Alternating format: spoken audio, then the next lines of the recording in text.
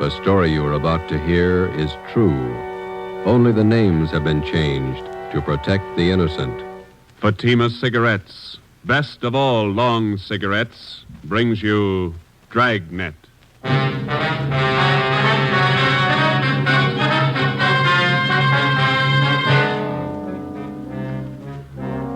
You're a detective sergeant. You're assigned to Bunko Fugitive Detail. You receive information an escaped criminal is hiding out in your city. He's dangerous. He may be armed. Your job, get him. If you want a long cigarette, smoke the best of all long cigarettes. Smoke king-size Fatima. Fatima is the long cigarette which contains the finest Turkish and domestic tobaccos superbly blended to make Fatima extra mild. And that's why Fatima has a much different, much better flavor and aroma than any other long cigarette. That's why Fatima has more than doubled its smokers coast to coast. So enjoy Fatima, the best of all long cigarettes. It's wise to smoke extra mild Fatima. It's wise to smoke extra mild Fatima.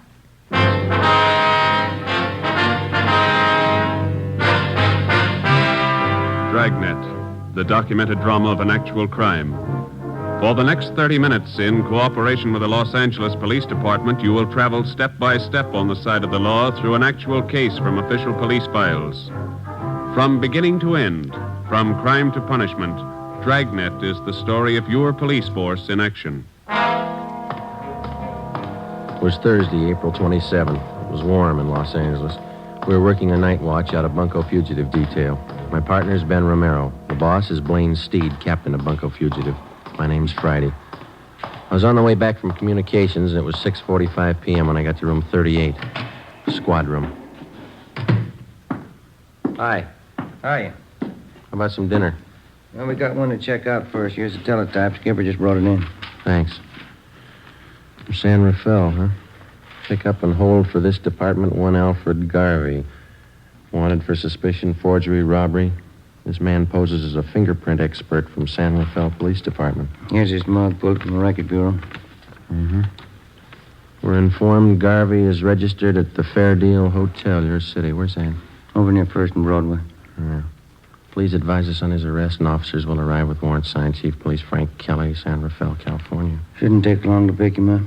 All right, we can eat later, I guess. Hi. Hi, Max. What are you doing around? I thought you took off on vacation. I am. Just came back to pick up some stuff in my locker. Soft touch. Sure. Listen, the wife's got the car there. Are you guys going anywhere near North Main and Daly? Yeah, we're going to leave right now. Oh, okay. Let me grab my coat. All right. You live out near Highland Park, don't you, Mac? Yeah. Wife took the kids shopping in the car this afternoon. Had to get them shoes for our vacation. Kids sure scuff up the toes in a hurry. All right, you all set? Let's go. Where you going on your vacation? Big Bear. Gonna stay the whole 3 weeks. The in-laws own a cabin up there. They even pay the utilities for us. It's pretty nice. Only one trouble. What's that? They're coming with us. Oh. Where'd you park? In the captain's stall. All right.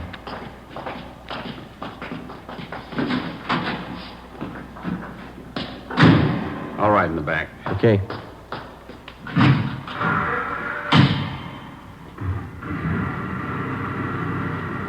You two still working on that Valley case? No, we washed it up Monday. What's this one? Teletype from San Rafael. I want some guy picked up. Here's a mugshot. Who's Richards going to work with while he's gone, Mac? I don't know. What's the crowd up ahead? No, yeah. Shriners Convention. I forgot they were having a parade tonight. You better stay over to one side. I think we can get through all right. Watch those kids there. Yeah, there we go. That's the place up ahead, isn't it? Fair deal, yeah. We got to stop by this hotel a minute, Max. You want to wait here? I'll come in.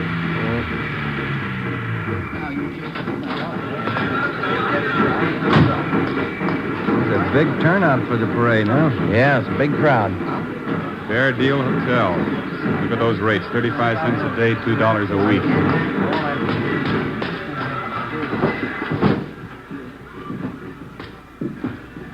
Yes, sir. Can I help you?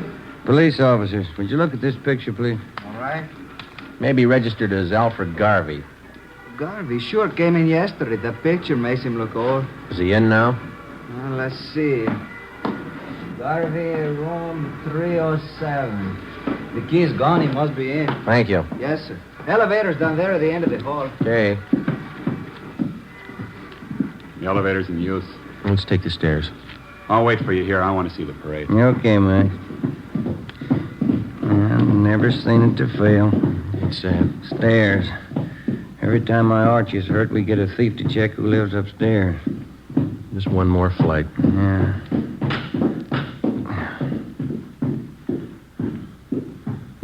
305, 307. Door's open. Let's have a look. Come on. It's empty. Nothing in the closet. Yeah, pretty fast checkout. Came from downstairs. The lobby. Come on. Yep. Come on, hurry up. Hey, stop him! Stop that guy, police! Police! It's Maxwell. Max, are you all right? Went out the door, blue suit. It was Garvey. He shot your friend. Call an ambulance. He ran out the door and shot your friend. Come on, Ben, call that ambulance, will you? Hey, you. Did you see a man come out of this hotel? What'd you say? Did you just see a man come out of this hotel? That one? I don't know. All right, Ben, you go that way. I'll check up this way. Yeah, right. What's the matter? Watch where you're going, huh? Did you see a man running up this way just now, about my height, blue suit? Huh? No, I didn't see anybody. Did you see anybody? Hey, boy. Yeah, you want a paper, mister? No, listen, did you see a man running by here a minute ago in a blue suit? Oh, maybe. I didn't notice it. You want a paper? I'm sorry. Sorry, lady. Ben, over here. Yeah. Did you spot him? No, we're gonna need help. All right, come on.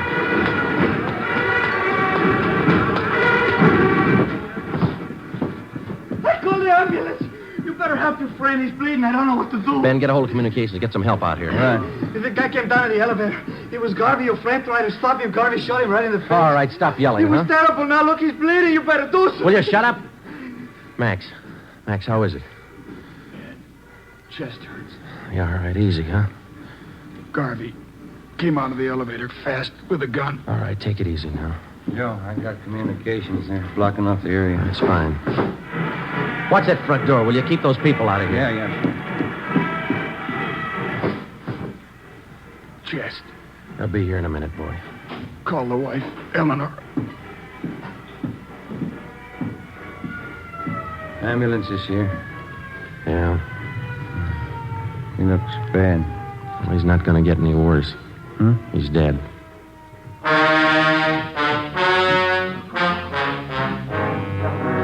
The name on the personnel report said John Warren Maxwell, Sergeant, Los Angeles Police Department, badge number 10377. Nearest living relative, wife, Eleanor Jean Maxwell. Dependents, John Maxwell Jr., 6 years. Deborah Lee Maxwell, 2 years. Death in line of duty, April 27th, 7:15 p.m. John Maxwell's body was removed from Georgia Street to the county morgue. At 7:45, a special detail of men from homicide and bunco fugitive were on the scene to aid in the investigation of the killing. The neighborhood where the Fairdale Hotel was located was covered for a half mile around. By 9 o'clock, the parade was over and the area was cleared. We had a single lead to work with. In checking out the different taxi cab stands in the neighborhood, we found out that 3 separate fares had been picked up within 2 blocks of the hotel 4 minutes after the shooting. Ben and I went to the offices of the taxi cab company. The cabs in question were called in and the waybills were checked. The times of the 3 different trips were listed, and so was the address of each destination. We copied down the addresses and then interviewed the drivers. We're going to give each one of you half a dozen pictures. Like to see if you can identify any of them as passengers you picked up tonight near the Fairdale Hotel. All right, here you go. There you are. 4, 5, 6. Check them carefully, please. Here are yours right here. Take a good look at each one of them. Okay, thanks. Now, fellas, take your time. Look them all over real good before you make up your mind. Yeah, here's the one, Sergeant. No mistake. Let me see. Where'd you pick up this man? About a block from the hotel. I drove him to a place on 14th Street. Same address on the waybill. Ben? Yeah? Alfred Garvey. Ben and I, along with Ricketts and Chandler from Homicide, drove out to the 14th Street address, another small transient hotel. The clerk on duty identified Garvey from his mugshot. He said the suspect had called at the hotel at about 7:45 that night and asked to see one of the guests, Mrs. Lorraine Thomas. The clerk said he told Garvey Mrs. Thomas was out, that she hadn't been there for 4 days. Ricketts and Chandler went on stakeout in the lobby of the hotel, and Ben and I went up to the second floor to stake out Mrs. Thomas's room. Friday, 11:25 a.m. Lorraine Thomas returned to the hotel and was taken into custody. We took her to homicide and questioned her for more than an hour. She admitted that she was acquainted with Garvey, but that's all.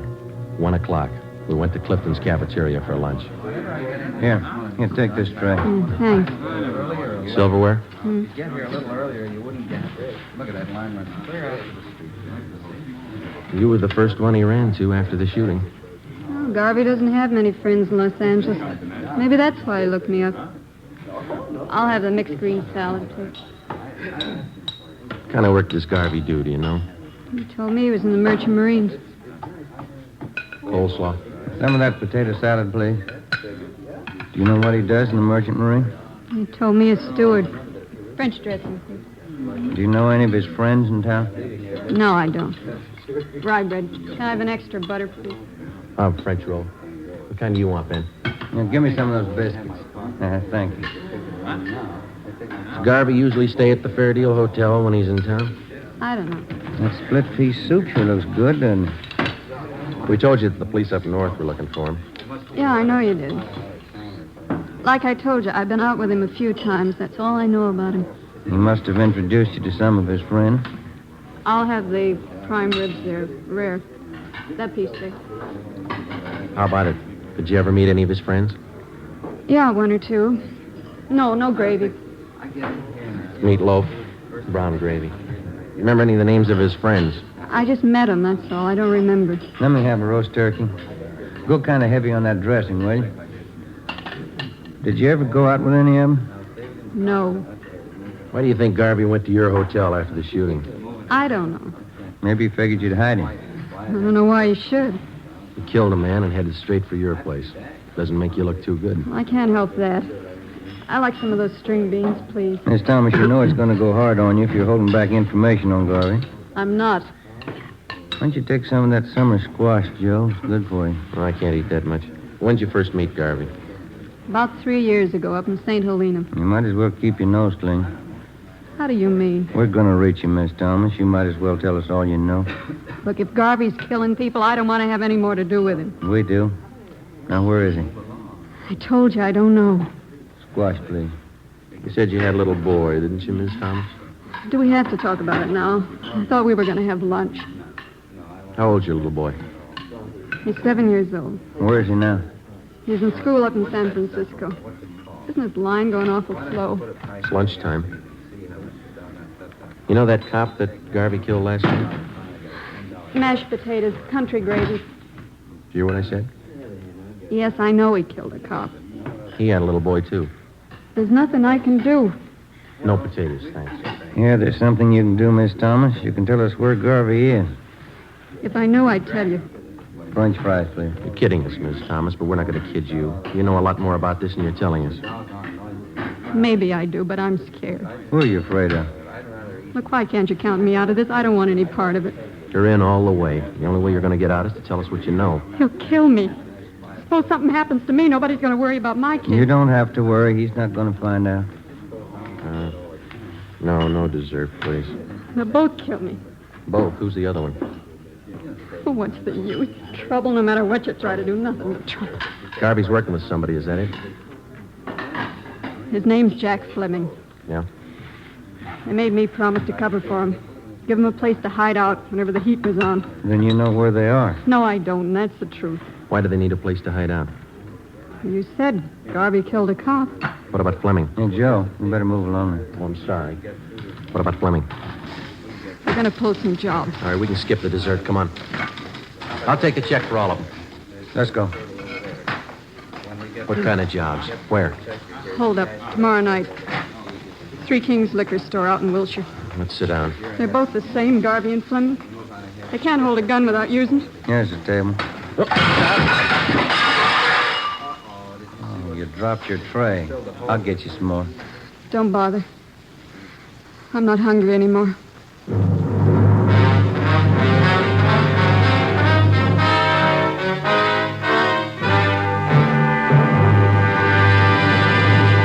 are listening to Dragnet, the case history of a police investigation, presented in the public interest by Fatima Cigarettes. If you smoke a long cigarette, it will be in your interest to listen to a typical case history of a Fatima smoker. It's the case of Lee Silver, general assignment reporter on one of New York's greatest newspapers. This is his actual signed statement. When you have to meet a news deadline, you work at a fast pace, smoke at a fast pace. That's why I smoke Fatima. They're extra mild. In my opinion, it's wise to smoke extra mild Fatima. And more smokers are discovering this every day. Actual figures show Fatima has more than doubled its smokers coast to coast. So enjoy Fatima yourself. The long cigarette, which contains the finest Turkish and domestic tobaccos, superbly blended to make it extra mild. You will prefer Fatima's much different, much better flavor. You will agree. It's wise to smoke extra mild Fatima. It's wise to smoke extra mild Fatima.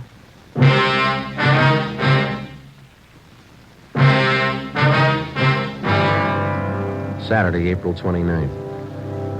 Last rites were held for Sergeant John Maxwell, and he was buried at Holy Cross Cemetery. A guard of honor from the police department was present, along with most of the men Maxwell had worked with in Bunko Fugitive Detail. The chief of detectives delivered a short eulogy, and then one of the men from the department band sounded taps over the grave. We got back to the office at noon, checked in at the record bureau. The photocopy room had taken negatives of Garvey's and Fleming's coming out mugs and made duplicates that were distributed to all officers. The stakeouts continued at the Fair Deal and the 14th Street Hotel, where Lorraine Thomas was staying. She was put under protective custody. Ben and I, Ricketts and Chandler, went on stakeout at the Three Kings Liquor Store on Wilshire Boulevard. It was a large, modern place, and it did a volume business, especially on Saturday night. Ricketts and Chandler covered the store from the outside. Ben and I were stationed in the supply room at the rear of the place, where we had the main counter and most of the store in full view. We set up a prearranged signal with the clerk on duty, and if and when Garvey and Fleming showed up, the clerk was to accidentally knock an empty bottle off the counter. We waited until midnight. Nothing happened.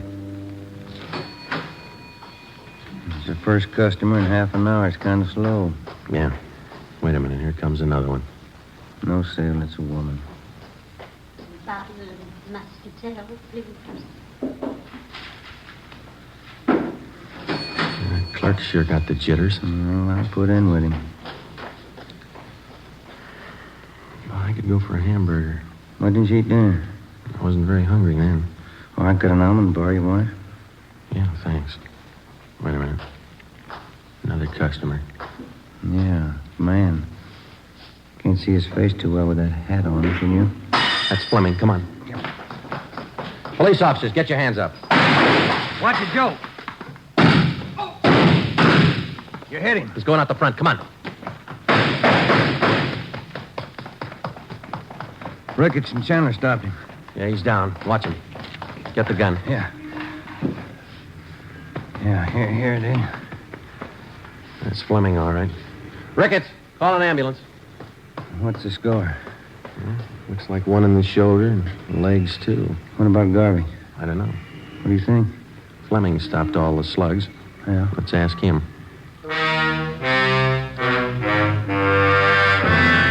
The wounded suspect was treated at Georgia Street Receiving Hospital and then booked into the prison ward at the General Hospital. At 11 a.m. the next day, we questioned him, but he refused to admit that he even knew Alfred Garvey. We re-questioned Fleming for the next 3 days with no results. The stakeouts continued. The search went on. There was no response to our APB. Garvey was still at large. As far as we were concerned, there was only one way to get directly to Garvey, and that was through Fleming. We called on Lorraine Thomas again and asked her that if she'd try to get some information on Fleming, try to get him to talk and to tell her where Garvey was. I'm not even sure if he knows where Garvey's hiding. He must have a good idea. Even if he has, he's not going to tell me. He wouldn't trust me that far. He'll go further with you than he will with us. He won't even give us his name. I'm afraid it's up to you, Miss Thomas. Why can't you let me out of this? Hey, look, figure it this way. You knew about Fleming and Garvey. You knew they were in town. You knew what they were up to. You didn't break your back to save that dead cop's life. Garvey shot him. I didn't. You knew he was a killer. You knew he had a gun. What do you want me to do? Get close to Fleming. Visit him every day till he talks. But he doesn't trust me, I told you. Then get him to trust you, will you? Do favors for him. He wants to contact friends to raise money for a lawyer. Help him do that. Run errands. Do anything for him within reason. Suppose he finds out about the holdup. That I told you about it. He's got a long stretch ahead of him. He won't bother you. They'll kill me if they find out. They wouldn't wait a minute. They won't find out. All right. Won't be my fault. Al did the shooting. He killed the cop. Let him square it up. He'll square it with the court. There's only one trouble. Yeah? Maxwell's wife and kids. How does Al square it with them? On the morning of May 8th, suspect Jack Fleming was removed from his private room and wheeled down to the X-ray lab on the pretext of treatment. While he was absent, a dictaphone was placed in his room by a sound crew from the crime lab. Fleming was then returned. That afternoon, while Ben and I listened in on earphones in the next room, Lorraine Thomas paid her first visit to Fleming. We had briefed her on how to proceed in getting the suspect to talk, in particular, to reveal Garvey's hideout. It was a slow process. For the next 15 days, between the hours of 2 and 4 in the afternoon, Mrs. Thomas visited Fleming while Ben and I monitored their conversation in the adjoining room. For 15 days, despite all her shows of confidence, Fleming refused to confide. He was sullen and close-mouthed. Some afternoons, he would hardly speak to her. On the 16th day, his mood seemed to be improving. Here. Let me fix that pillow for you, Jack. There. Is that better? Yeah. That's good. Thanks. I got in touch with Dave and Johnny like you asked me to. Huh? What'd they say? Well, they said they could get you the money for the lawyer the day after tomorrow. And Dave said he might be over to see you tonight. Yeah, that's fine. Once I get a lawyer, I'll stop worrying. I stopped by Danelli's place, too. Pop Royce wasn't there. I'm going back tomorrow to see him. He ought to be able to help. You've been okay, Larry. I won't forget it. Oh, that's what friends are for. Gee, I'm sure sorry you had to get it this way. Forget it. I can give it back where it came from. Say, I brought you some new magazines, a couple of candy bars. Swell. Put them over here near the bed, will you? Yeah, sure. Let me get them for you. There, Jack. See, I'll put them right here on this table. I'll bring you some more tomorrow. That's fine. You're going to try and see Pop Royce again tomorrow? Yeah, they told me he'd be in around noon for sure. If I don't see him then, I'll keep trying till I do. Yeah, that's it. Oh, listen. There's something else. Sure, Jack. Come here. I don't want to talk loud. The cops might have bugged this room. Yeah. All right. A little closer. Okay. Tonight, I want you to go to George's joint, the Blue Moon, down on South Flower. Yeah? And ask for George at the bar. He's usually around from 11 on. Uh-huh. Tell George you've seen me. He'll know it. Then tell him to take you to Al. Take me to Al? Yeah, Al Garvey. George knows the place. Yeah. Okay, Jack. And keep your mouth shut. Don't talk to anybody but George. He knows the place. All right, Jack. It'll help you out. Well, Yeah. it's a long wait. Get paid. Let's go. 10:45 p.m. A detail of 3 cars followed Lorraine Thomas to the Blue Moon Tavern on South Flower Street. We parked down the block and watched her go in. At 15 minutes past 11, she came out with a small fat man in a dark blue suit. They got in a tan-colored coupe and drove south.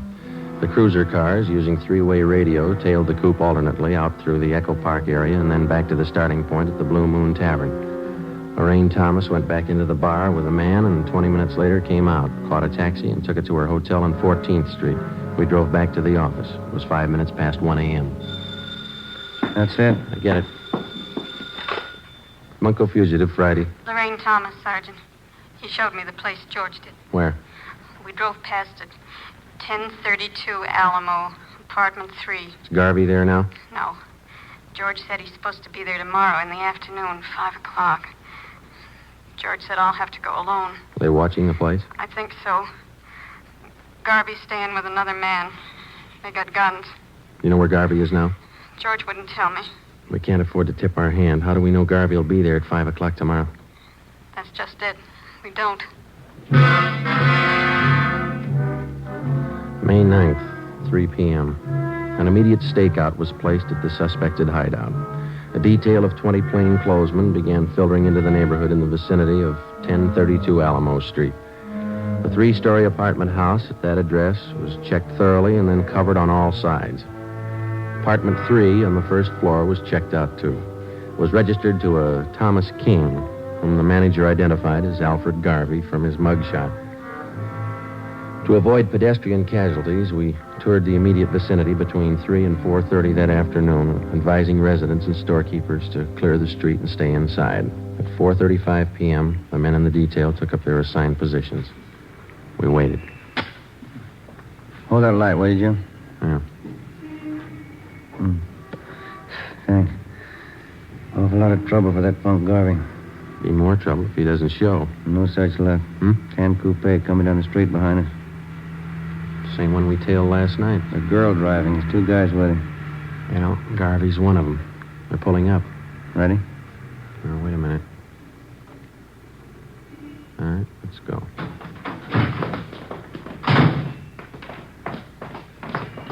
Police officers, hold it right there. Hell, cops! Don't get down. They're behind the car. Throw him in, Garvey. You haven't got a chance. Hell, break for the house! All right, hold it, Ben. That's it. Both of them. Come on.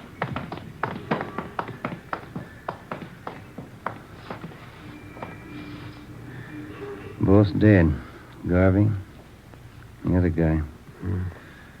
Rotten case. Rotten business.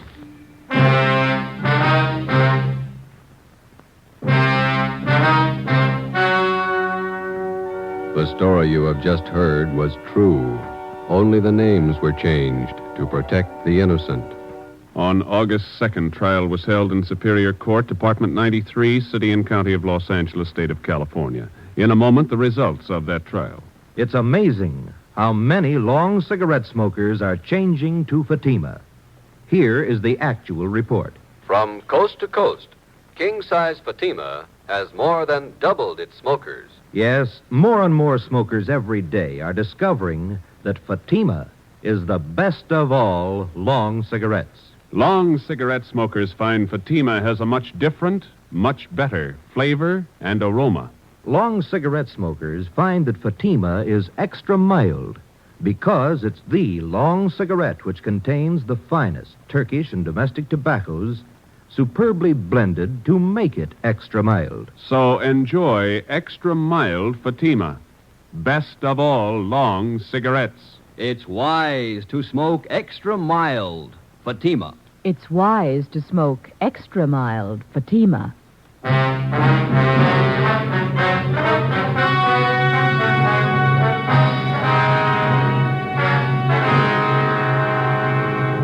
Jack Fleming, the only survivor of the hold-up gang, was found guilty of several counts of armed robbery. Garvey's accomplices who aided him in hiding out were tried and convicted of being accessories. They are serving prison terms as prescribed by law.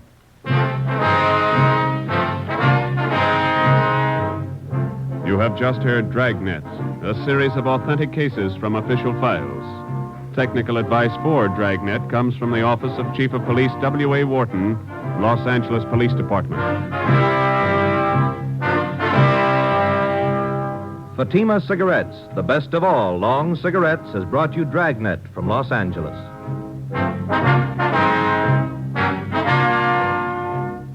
The Halls of Ivy is pleasant listening tomorrow on NBC.